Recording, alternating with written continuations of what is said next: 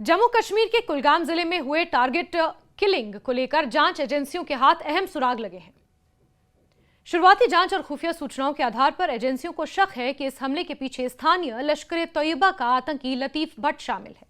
लतीफ भट्ट तब सुर्खियों में आया था जब शोपियां में 5 से 6 दिनों तक सुरक्षा बलों के साथ मुठभेड़ हुई थी और उसमें उसका एक साथी मारा गया था, लेकिन लतीफ भट्ट भागने में सफल रहा था। अधिकारियों के अनुसार यह हमला न केवल अपनी क्रूरता बल्कि इसके तरीके के कारण भी सुरक्षा एजेंसियों के लिए चिंता का विषय बना हुआ है। जांच में सबसे अहम पहलू यह सामने आया है कि लतीफ भट्ट ने इस बार अपनी पुरानी रणनीति बदलते हुए एक छोटे हथियार का इस्तेमाल किया, जबकि पहले वो आमतौर पर AK-47 जैसे अत्याधुनिक हथियारों के साथ हमले करता रहा है। एजेंसियां अब ये पता लगाने में जुटी हैं कि आखिर उसने हथियार बदलने का फैसला क्यों लिया और इसके पीछे उसकी क्या रणनीति थी। जानकारी के अनुसार कुलगाम में हुए इस हमले के दौरान बड़ी संख्या में लोग मौजूद थे। बताया जा रहा है कि घटनास्थल पर लगभग 250 लोग थे। आतंकियों ने लोगों को रोककर उनके नाम पूछे, उनकी पहचान पूछी।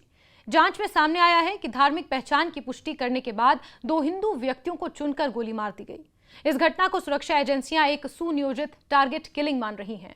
प्रारंभिक जांच में यह भी साफ हुआ है कि हमलावरों का उद्देश्य बड़ी संख्या में लोगों को निशाना बनाना नहीं था, बल्कि चुनिंदा लोगों की हत्या कर दहशत फैलाना था। इसी कारण एजेंसियां इस हमले के पीछे की पूरी रणनीति की गहराई से जांच कर रही हैं, विश्लेषण कर रही हैं। जांच एजेंसियों का यह भी मानना है कि इस हमले में शामिल संदिग्ध आतंकी लतीफ भट्ट पहले भी दक्षिण कश्मीर के कई इलाकों में सक्रिय रहा है। खुफिया सूत्रों के अनुसार वो कुलगाम, शोपियां, अनंतनाग में कई फील्ड ऑपरेशनों का हिस्सा रह चुका है। लतीफ को लश्कर ए तैयबा के शीर्ष A++ कैटेगरी के कमांडर जाकिर गनई का सबसे करीबी फील्ड साथी माना जाता था। जाकिर गनई वही जिसे शोपियान एनकाउंटर में ढेर किया गया।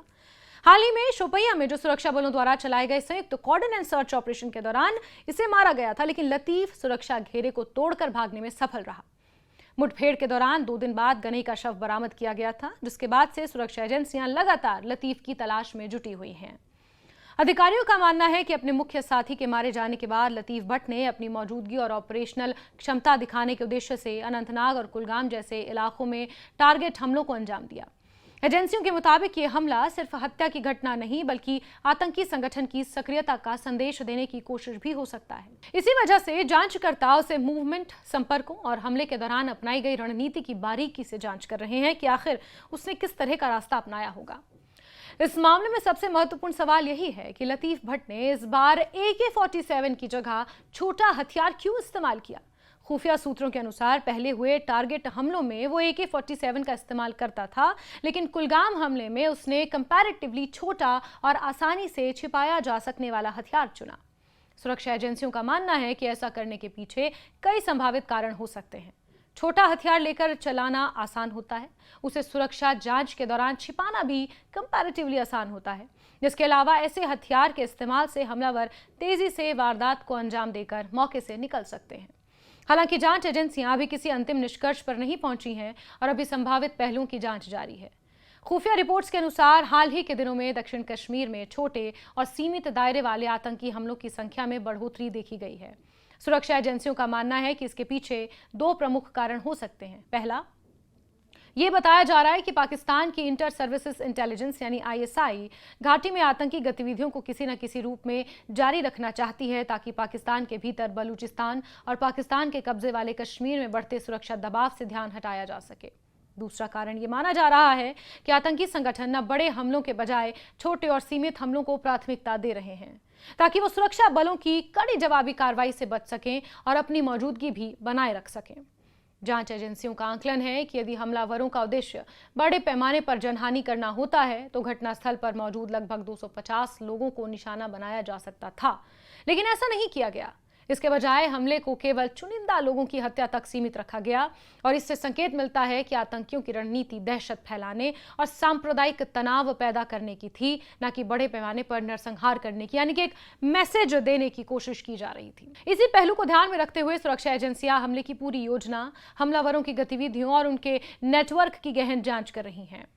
ठाठरी में हुआ इसी तरह का एक आतंकी हमला आपको याद होगा 2023 की शुरुआत में, जब वहां पर 1 जनवरी को लोगों की पहचान पूछ कर उनके बाकायदा आधार कार्ड देखकर उनके ऊपर गोलियां चलाई गई थी।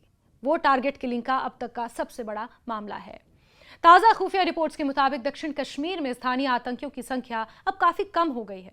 अधिकारियों का दावा है कि फिलहाल इस क्षेत्र में केवल 5 स्थानीय आतंकी सक्रिय या छिपे हुए हैं। जाकिर गनई के मारे जाने के बाद लतीफ भट्ट सबसे सक्रिय स्थानीय आतंकी माना जा रहा है और वो अभी भी सुरक्षा एजेंसियों की पकड़ से बाहर है। रिपोर्ट्स के अनुसार 2 अन्य आतंकी फिलहाल छिपकर रह रहे हैं ताकि सुरक्षा बलों की नजर से बच सकें, जबकि एक अन्य सक्रिय आतंकी पर सुरक्षा एजेंसियां लगातार निगरानी बनाए हुए हैं। सुरक्षा एजेंसियां अब लतीफ भट्ट को पकड़ने के लिए व्यापक स्तर पर अभियान चला रही हैं। उसके संभावित ठिकानों, संपर्क सूत्रों, नेटवर्क की लगातार निगरानी की जा रही है। अधिकारियों का मानना है कि उसकी गिरफ्तारी या मारे जाने से दक्षिण कश्मीर में सक्रिय स्थानीय आतंकी नेटवर्क को बड़ा झटका लग सकता है।